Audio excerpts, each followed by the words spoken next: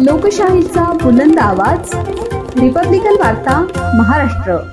महाराष्ट्रभर सुरू असलेल्या संभाजी ब्रिगेडच्या लक्षवेधी आंदोलनाचा भाग म्हणून नाशिक जिल्ह्यात देखील जिल्हाधिकारी कार्यालयासमोर आंदोलन करण्यात आले आहे। जिल्हाधिकाऱ्यांमार्फत मुख्यमंत्री देवेंद्र फडणवीस यांना निवेदन देण्यात आले। या आंदोलनात शेतकरी कर्जमाफी, ऊस, कांदा, कापूस व दूध दरवाढ, मराठा व धनगर आरक्षण, निवडणुका बॅलेट पेपरवर घेणे तसेच अतिवृष्टीमुळे ओला दुष्काळ जाहीर करून शेतकऱ्यांना हेक्टरी 50,000 रुपये नुकसान भरपाई देण्यासारख्या महत्त्वाच्या मागण्यांचा समावेश होता। संभाजी ब्रिगेडने मुख्यमंत्री फडणवीस यांना लक्षात आणून दिले की निवडणुकीदरम्यान शेतकरी कर्जमाफीसह ऊस, कांदा, दूध दरवाढ, आरक्षण अशा अनेक आश्वासनांची पूर्तता झालेली नाही। महाराष्ट्रातील शेतकरी कर्जबाजारी होत आत्महत्येच्या मार्गावर जात आहे। दूध भेसळीचा प्रश्न गंभीर असून भेसळखोरांवर कठोर कारवाई करून दूध उत्पादकांना प्रति लिटर 70 रुपये दर मिळावा अशी मागणी करण्यात आली आहे। तसेच अतिवृष्टीमुळे मोठ्या प्रमाणावर झालेले नुकसान लक्षात घेता पंचनाम्याचे नाटक न करता शेतकऱ्यांना थेट हेक्टरी 50,000 रुपये प्रमाणे नुकसान भरपाई द्यावी व कांदा, सोयाबीन, कापूस यांना हमीभाव द्यावा अशी भूमिका मांडण्यात आली। तसेच निवडणुकीच्या पार्श्वभूमीवर ईव्हीएम ऐवजी बॅलेट पेपरवरच निवडणुका घेण्याची मागणी देखील संभाजी ब्रिगेडने केली आहे। या आंदोलनात जिल्हाध्यक्ष प्रफुल्ल वाघ यांच्या अध्यक्षतेखाली नाना बच्छाव, नितीन रोटे पाटील, हिरामण नाना वाघ, विक्रम गायधनी, महिला अध्यक्ष प्रज्ञा टुपके, नितीन काळे, राम खुर्दळ, प्रेम भालेराव, लकी बावस्कर, राकेश जगताप, मंदार धिवरे, निलेश गायकवाड, महेंद्र बहेरे, अमोल जाधव, शंकर वाघमारे, गणेश सहाने, वैभव पवार, संजय पांगारे, सागर चौधरी, संतोष पोके, भीमराव शिंदे, माधव नाठे, सुनीता साळवे, मीनाक्षी राठोड, दीपा गुरखा, ज्योती राऊत, गौरी शिंदे आदींसह मोठ्या संख्येने कार्यकर्ते सहभागी झाले। बरोबर शेतमाल पाडले जातात। आता काल परवाच मोदींनी कापसावरील आयात शुल्क हटवून बाहेरच्या देशातून कापूस आयात करण्याचं जे धोरण अवलंबलेलं आहे, कारण आता शेतकऱ्यांचा कापूस येण्यावर आहे आणि केंद्र सरकारने कापसाचे भाव पाडण्यासाठीचा जो कट आता काल परवा केलेला आहे, खऱ्या अर्थाने या गोष्टीचा आपण सगळ्यांनी निषेध केला पाहिजे।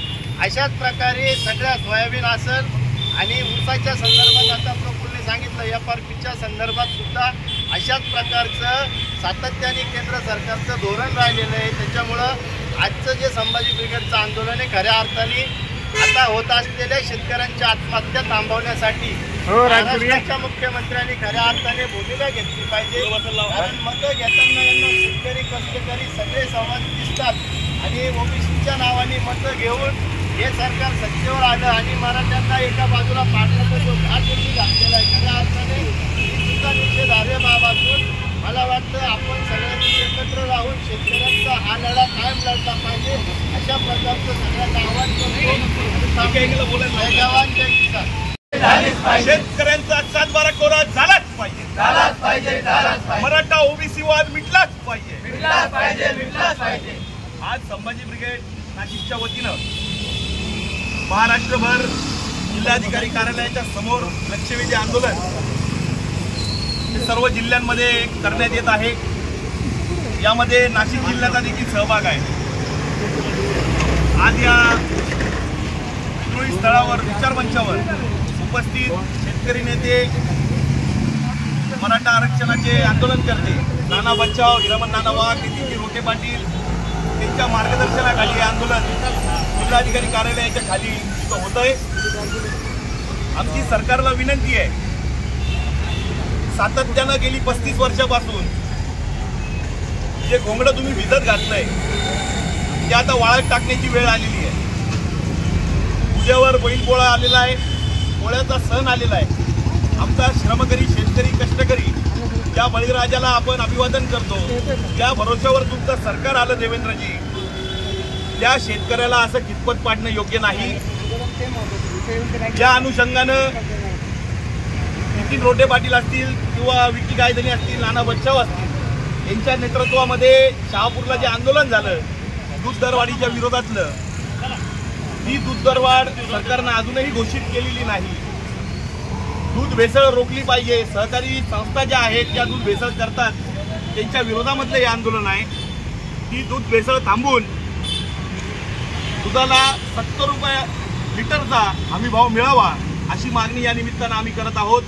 त्याही पुढे जाऊन सोयाबीनचं पीक नासल्या गेलंय, शेतकरी हवालदिल झाला आहे, आसमानी संकटाला वैतागलेला आहे.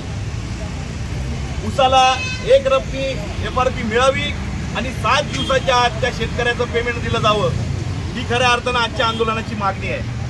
त्याचबरोबर जर आपण विचार केला, मराठा समाज असेल, धनगर समाज असेल, दलित असेल, आदिवासी असेल, OBC असतील, यांच्यात तेढ निर्माण करण्याचा, जातीय तेढ निर्माण करण्याचा प्रकार सरकारच्या वतीनं वारंवार केला जातोय. माझी सर्व पुढाऱ्यांना विनंती आहे, SC, ST, OBC आणि मराठा, की आपण आपसातले मतभेद विसरून शेतकऱ्यांसाठी एक दिलानं एक सुटीनं एकत्र असलं पाहिजे. आपली जात एकच ती म्हणजे शेतकरी, या अनुषंगानं आपण एकत्र आलं पाहिजे. आपले वैयक्तिक वादविवाद गटतट बाजूला ठेवून आपण शेतकऱ्यांसाठी मैदानात उतरलं पाहिजे. संभाजी ब्रिगेडचं एक घोषवाक्य आहे, शेतकऱ्यांच्या सन्मानात संभाजी ब्रिगेड मैदानात, शेतमालाला हमीभाव आणि दारूमुक्त गाव, ही घोषणा घेऊन संभाजी ब्रिगेड गेली अनेक वर्षापासून सातत्यानं वाटचाल करत आलेली आहे. मी विनंती करतो नाना बच्छाव यांना की त्यांनी संभाजी ब्रिगेडच्या या लक्षवेधी आंदोलनाला मार्गदर्शन करावं.